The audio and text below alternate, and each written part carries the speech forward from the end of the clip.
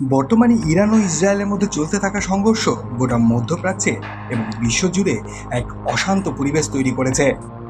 দুই দেশের মধ্যে টানা মিসাইল হামলা, পাল্টা প্রতিক্রিয়া এবং সামরিক উত্তেজনা শুধু দুই দেশের মধ্যে সীমাবদ্ধ নেই, এর প্রভাব পড়েছে সেখানে অবস্থানরত হাজার হাজার বিদেশি নাগরিকদের উপরও। এই সংকটের মধ্যে ইরানে বসবাসরত ও পড়াশোনা করতে যাওয়া বহু ভারতীয় আটকে পড়েছেন, বিশেষ করে ছাত্রছাত্রীরা বড় বিপদের মুখে রয়েছে। সে সময়ে ভারত সরকার শুরু করে একটি বড় মানবিক উদ্ধার অভিযান, নাম অপারেশন সিন্ধু।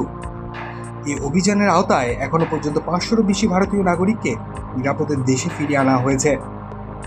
এদের মধ্যে প্রায় 290 জন শিক্ষার্থী, যাদের অনেকেই জম্মু ও কাশ্মীর থেকে ইরানে পড়তে গিয়েছিলেন। তারা ইতিমধ্যে দিল্লিতে পৌঁছেছেন। সরকার জানিয়েছে উদ্ধার কাজ এখনো চলছে। আজও দুটি বিশেষ ফ্লাইট পাঠানো হয়েছে আরও নাগরিকদের আনার জন্য। শুধু ভারতীয়রাই নয়, নেপাল ও শ্রীলঙ্কার অনুরোধে ভারত তাদের নাগরিকদের উদ্ধারে সাহায্য করছে। এটি ভারতের পক্ষ থেকে এক গুরুত্বপূর্ণ কূটনৈতিক ও মানবিক পদক্ষেপ। এই ধরনের সংকটের সময়ে শুধু নিজেদের নাগরিকরাই নয়, প্রতিবেশী দেশের মানুষের দিকেও সাহায্যের হাত বাড়িয়ে দিয়েছে ভারত। ভারতের বৃহৎ মনোভাব ও আঞ্চলিক দায়িত্ববোধের এটাই প্রতিফলন।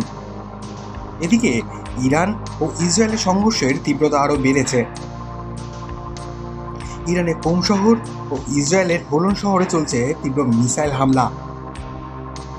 এরই মাঝে ইসরায়েলের প্রতিরক্ষা বাহিনী দাবি করছে তারা ইরানের বিপজ্জনক কুদস ফোর্সের শীর্ষ কমান্ডার সাইদ ইজাদিকে হত্যা করেছে। এই ঘটনা পরিস্থিতিকে আরও জটিল করে তুলছে। বিশেষজ্ঞদের মতে এই সংঘাত যদি নিয়ন্ত্রণের বাইরে চলে যায়, তবে তা শুধু মধ্যপ্রাচ্যে নয়, গোটা বিশ্বের জন্য একটা বড় হুমকি হয়ে উঠবে। কারণ ইরান ও ইসরায়েল উভয় দেশই পরমাণু ক্ষমতা সম্পন্ন ও সামরিক দিক থেকে অত্যন্ত শক্তিশালী।